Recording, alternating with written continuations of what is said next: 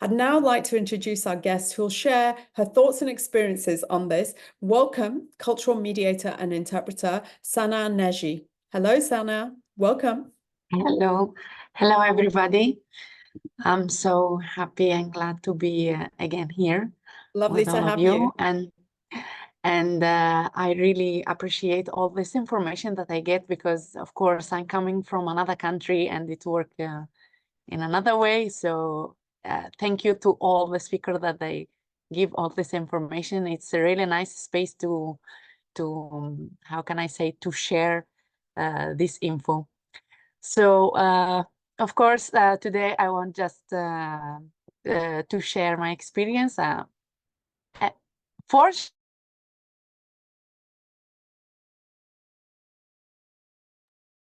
I think Sana's internet has frozen. Hello, Sana. Can you hear us?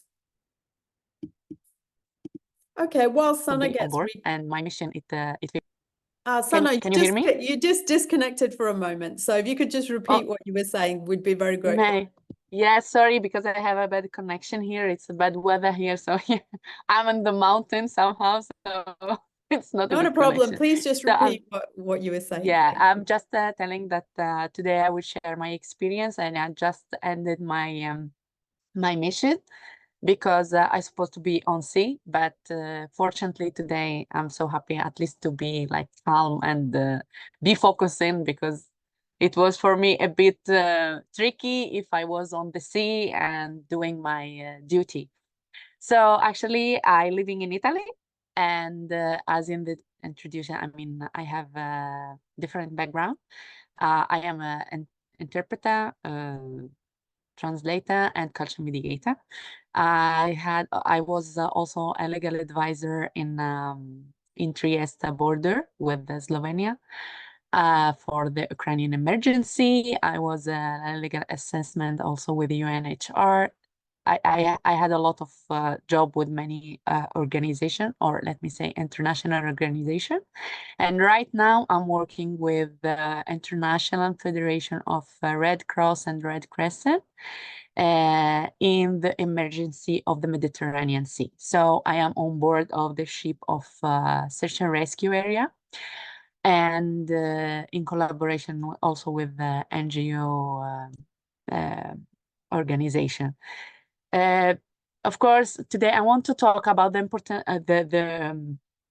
importance of language, because let me start like, okay, everybody can speak different languages.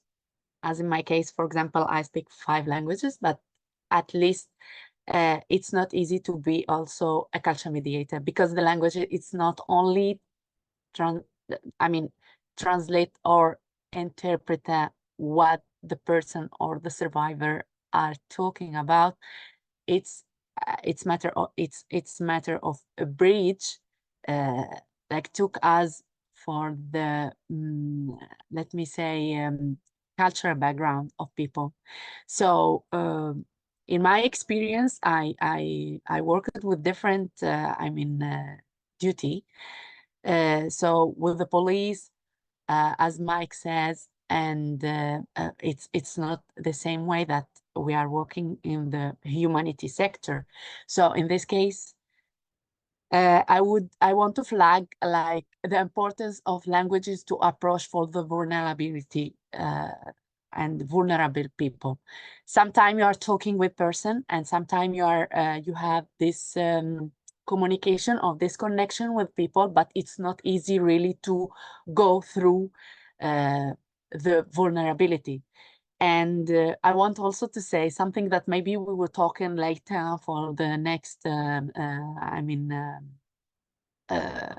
the next step, about the technology that we are using also in order to connect with people, which is for me, and in my case, or in our job, it's not really the good idea, because sometimes having the translation by phone or by Google Translator, or even there is some app that they use in order to connect with people, they are not it's not easy to connect with them to talk about their vulnerability. And we are talking about people, they have a lot of suffering, a lot of difficult situation. And let me say, in my case and in our job, being the first people that they met them after the hell that they was there on, for example, in this case in Libya, it's not easy that people can share everything. And at least having this field or having this connection with them, to talk with them in their languages and in their culture, help us to make to referral them on shore, and at least help them to give them the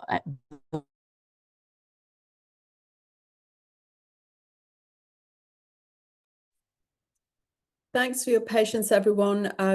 Sana, as she mentioned, she's in a remote area, and basically there you are can you again. hear It's me? great. We're Oh my loving God. what you're saying. Carry on, carry on, carry on. It's really interesting. So yeah, as I saw that as we are the first people that we connect with them on the sea after the hell that they saw it in Libya, it's really important, the communication, the body communication, the feeling, because people need to trust. People need this kind of how can I say uh, uh, feeling, or I cannot describe this thing, but it's really important to be connected with them, to go through their culture, their emotion, their story, everything. So it's not matter of translating only the language, but it's going through deeply these people and their sufferings. At least you can help them and have the way to to help them. And what I want to see, I had an experience with on board that we had some people from Iran, and they are talking Farsi. And unfortunately, on board, no one talk Farsi.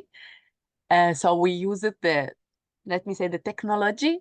It wasn't really a good idea, but I realized, like, with our body language, we communicate better, because they can say, they can show that we are interesting to help them, and we try to give them the information as basic as we can. And it was amazing. There you can realize that the importance of languages, the importance of the culture, the importance of the communication between people. And I mean, this is my experience. Like I really realized this, because working onshore, it's not the same thing working on sea.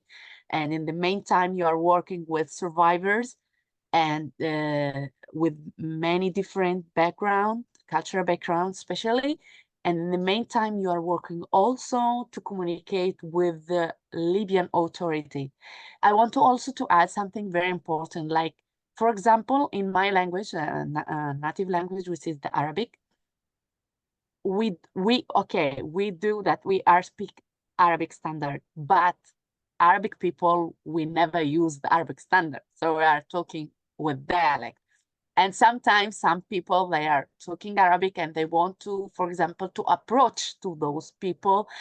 Okay, the survivor can understand them, but they reply in dialect. So this is very important also to mention, that having this dialect of the language can be also classified.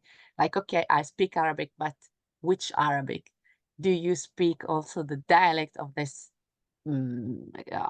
country or something like that? Because communication also, it's making sure that that person can understand your Arabic as a dialect, or your Arabic as a standard Arabic.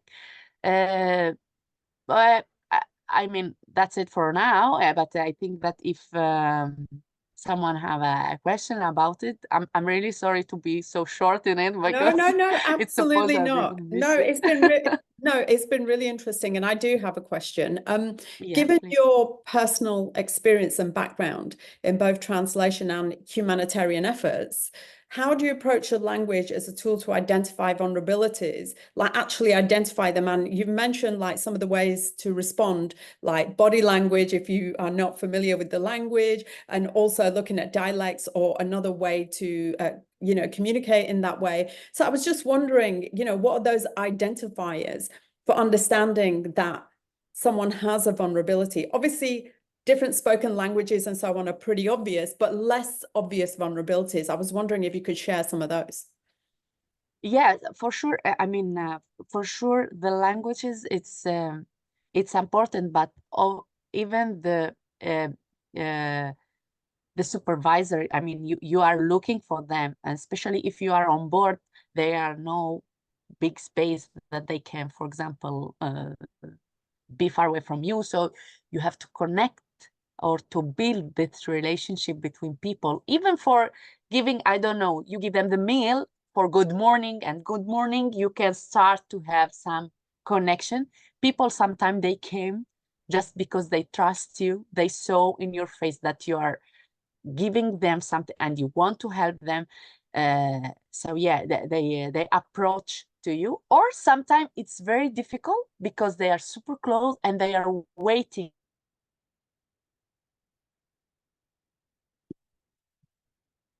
Sadly, Sana's internet is interfering again. It is disconnected. But what I would like to say How is, you are Sana, feeling today? Because push help.